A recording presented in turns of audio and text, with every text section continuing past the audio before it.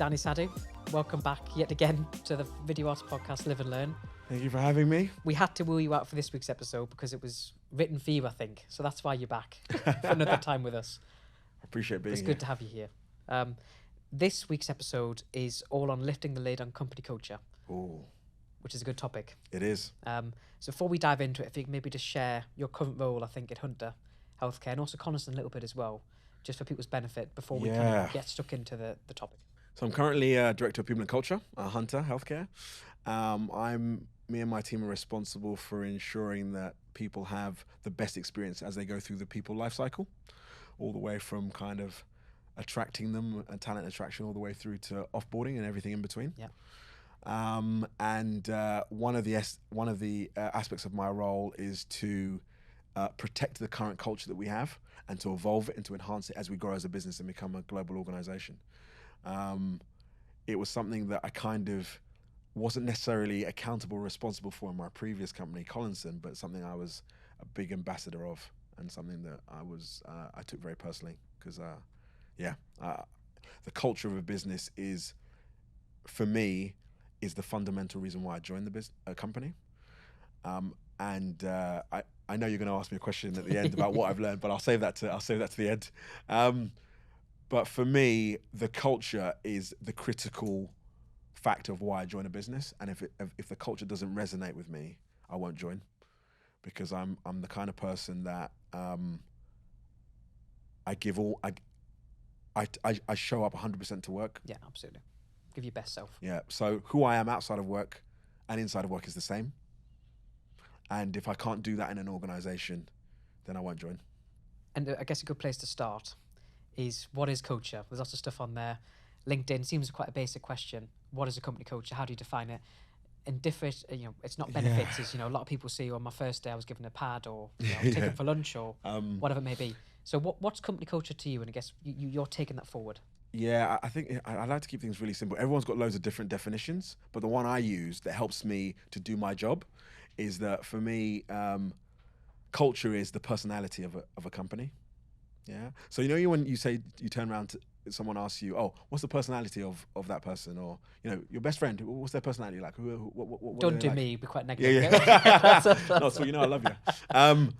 When somebody asks you that question, it's really, you tend to be, it comes like this. You tend to be able to communicate really easily what someone's personality is like. I think that's the same for culture.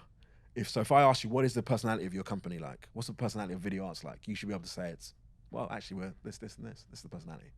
And therefore that personality is what the culture of the business is. Yeah.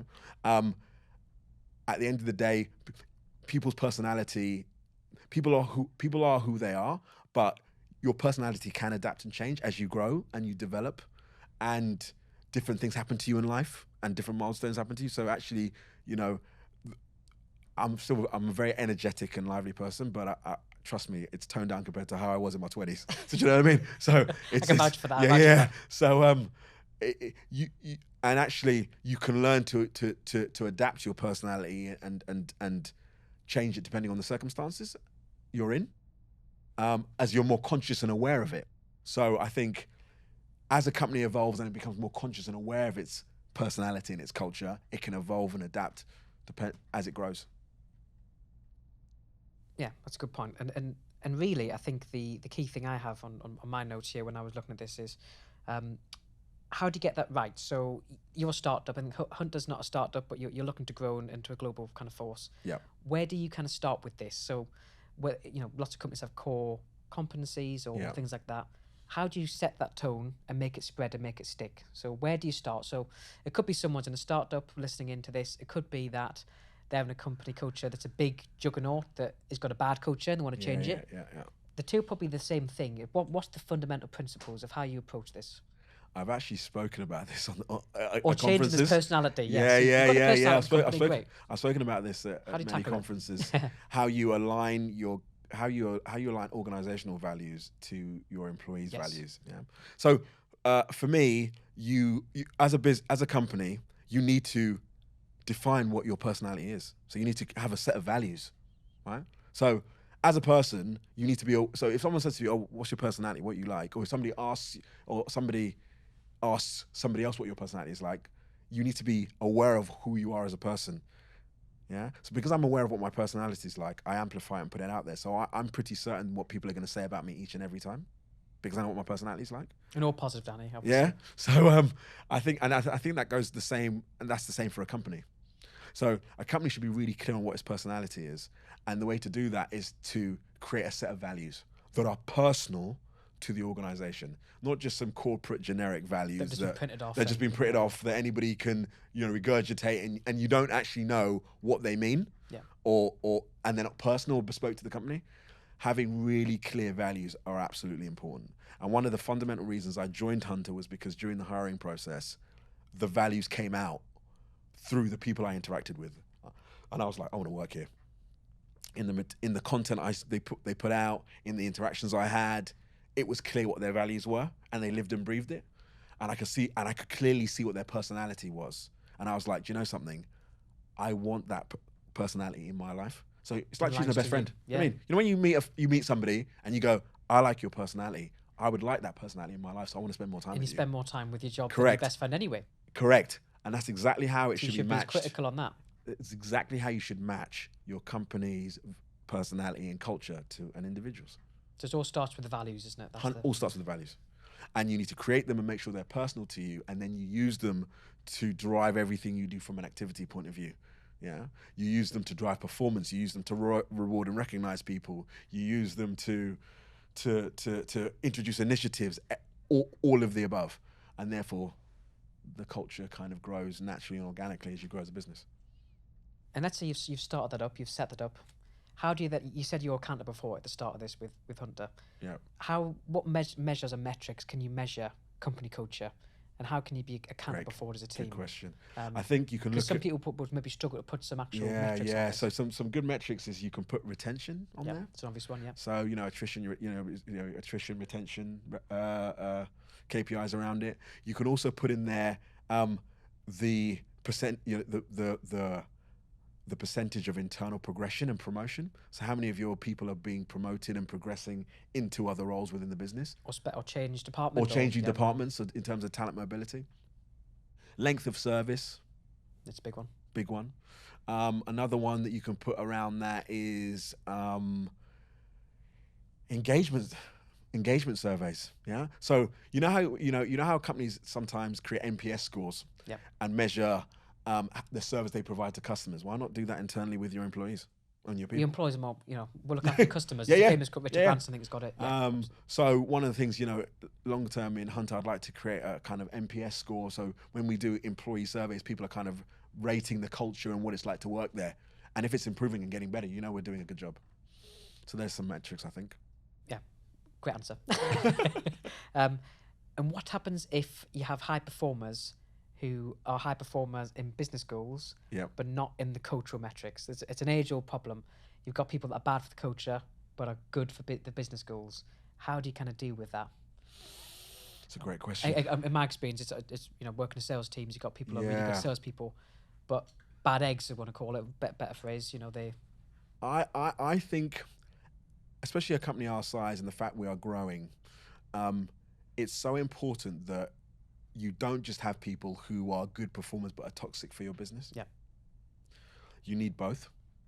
I actually feel that, in my personal opinion, you can have people who perform a little bit less, but they're a cultural fit and are adding value and helping other people perform and are providing benefit, than having somebody who's an outstanding performer but is toxic and actually reducing the performance of other people around them. So you need to have both.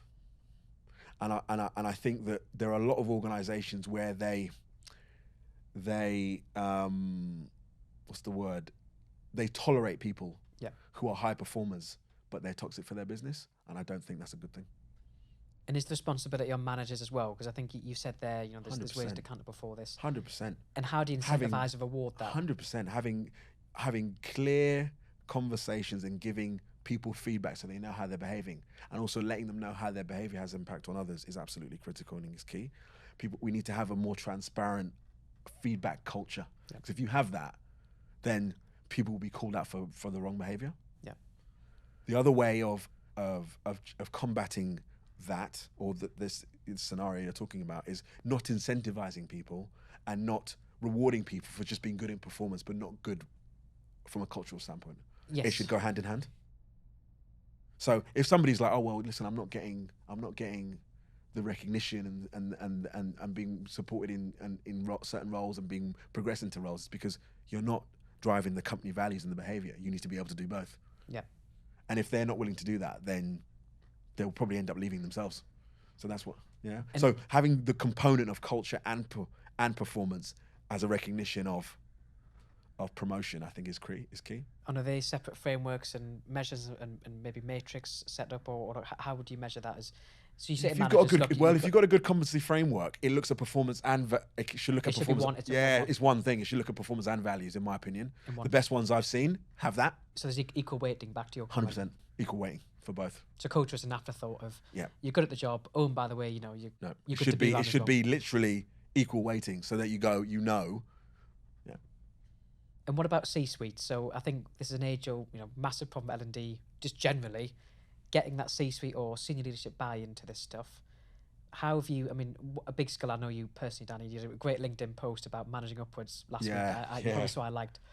How can you get senior leadership on board if you want to change culture or get them to live and breathe it? Because often it does filter down. So if you see, the chief exec or C-suite or whatever having toxic traits, it can almost make it okay for everyone else to do it, right?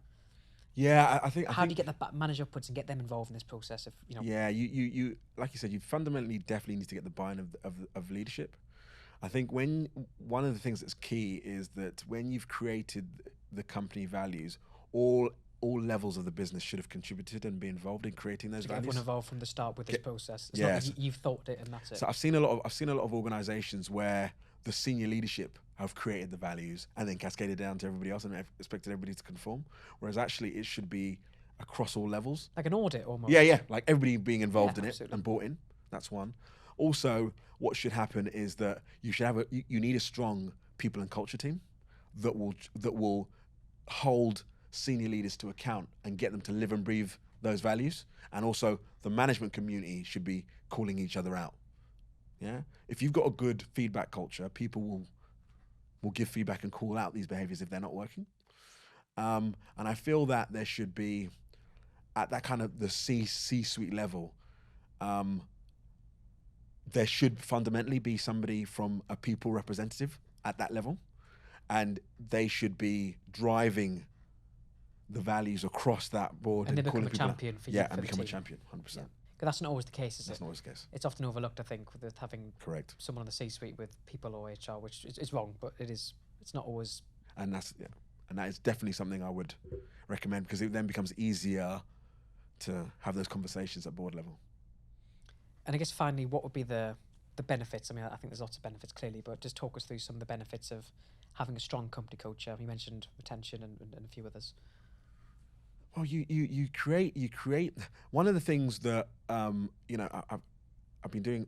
I do a lot of reading and research into kind of within the people space. One of the things I've seen, McKinsey do a lot of really good stuff. So do CIPD. So do Accenture as well. They do a lot of really good global studies around people. One of the things they have highlighted is that to attract talent, one of the factors to attract talent is companies need to have a really strong purpose and mission. And that's the feeds in the culture, doesn't it? Yeah, they need to have more than just I provide these services to our customers. They need to have a real mission and purpose to what they do, and to give back, and to have a real strong CSR or ESG agenda, because that's what people are looking for, especially the Gen Zs and millennials. Definitely, they're looking for that. I was going to come on to that in terms of generational diversity. Mate, and that links into culture. How do you get them to all synergize together? So do you treat them differently? You got very different expectations within the workforce from generation, Gen Z or versus baby boomers or whatever. Does that come into your thinking when you're designing this, or? Yeah, it does. I think what you need to consider is having a strategy that applies to all the different generations within a business. But to be fair, there are certain commonalities, regardless of what generation you're from. There are certain commonalities. For example, everybody wants to learn, everybody wants to grow. Everybody wants a good working environment. There's certain criteria that are key regardless of what generation you're in. And as long as you can identify what those are, you want to create a cultural strategy around those things. Makes total sense. What would you say, Dani, to people who maybe play devil's advocate to culture, that they're in a type of industry where it's not as pivotal, or they think it isn't? I mean, I think your answer would be it is, but maybe they're all software developers, they all work globally and totally remotely, they don't interact with each other as much. How would you get them on board with understanding why culture is important to them, if it's not immediately as obvious to them and their sector?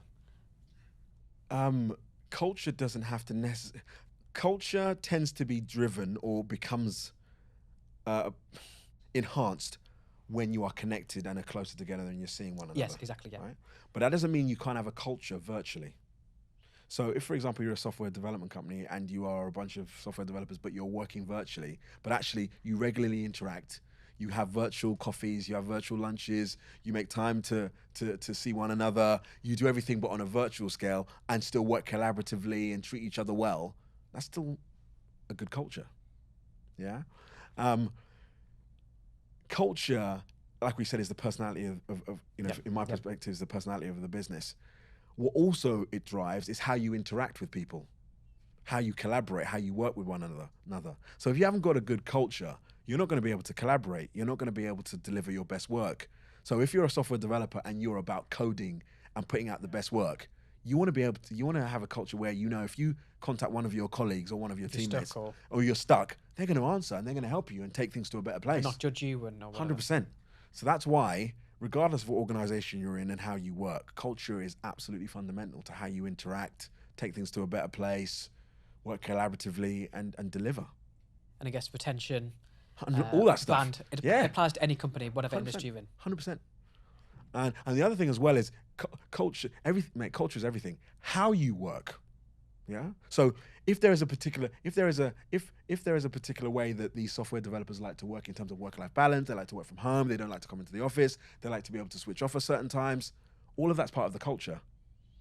Yeah. So all of these things, you kind of agree and determine it, and naturally grows as part of working together. So I would say that regardless of what company you're in, culture has such an impact on any organization, and getting it right and making the effort to get it right will determine whether or not you enjoy working in a place. And final bit, you've been on the show quite a few times now, so you know what I'm going to ask in terms of live and learn, and your kind of top tip to share on company culture. It's probably quite a good one because you started this with Hunter in the last 6 months. What would you share as your kind of lesson learned on company culture? Or again, funny story, maybe you've seen a mistake, or you made a mistake, or I think your company values, your personality traits, as you might want to call them, right? Being clear on what they are, and making sure that the whole company is involved. You diagnose your personality traits or your values from everybody in the business, not just the senior leaders, because your company is everybody. Doing that and making sure they are personal to the business and not generic and corporate is really key. Because once you create values that are really engaging, when you look at them, you go, that is our business. That is 100% our business. When you say that, you then authentically drive them in the right way, and you live and breathe them. And actually people are engaged, and therefore they live and breathe well, and people call out people if they're not living and breathing them, or they're not adhering to them or demonstrating them in the right way. Perfect. I think that's a really good place to end this episode. So again, massive thank you for joining us. Thank you for having me. Being very helpful with your time, and your insight as always is really helpful. Thanks. I hope appreciate to see you soon. Thank you. Yeah. Cheers, buddy.